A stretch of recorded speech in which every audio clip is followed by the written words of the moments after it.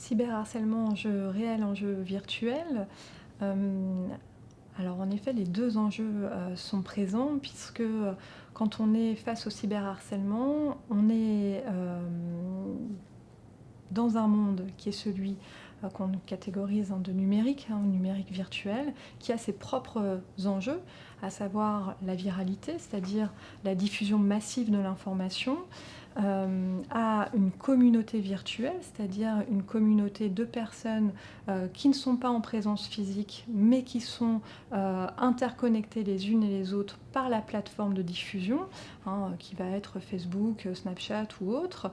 Et cette, absence de présence physique va avoir des effets aussi, virtuels qui sont, ceux d'une levée, des inhibitions, d'une levée de l'agressivité par exemple.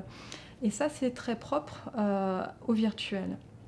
En jeu réel aussi, parce que, finalement, tous ceux qui peuplent ces communautés virtuelles et qui sont acteurs ou victimes du harcèlement sont des personnes réelles, avec des, pensées, des émotions, réelles. Les actes qu'on poste sur la toile sont des actes qui vont avoir des impacts, psychiques réels et émotionnels.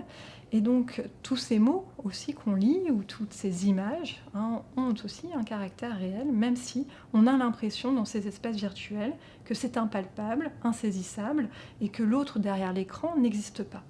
Donc là, on est dans une illusion, qui est, celle du virtuel, alors même que le virtuel a une pleine réalité, c'est ce que disait Deleuze, c'est-à-dire que, il est impensable aujourd'hui de penser, que le virtuel est complètement lié, décroché finalement de la réalité.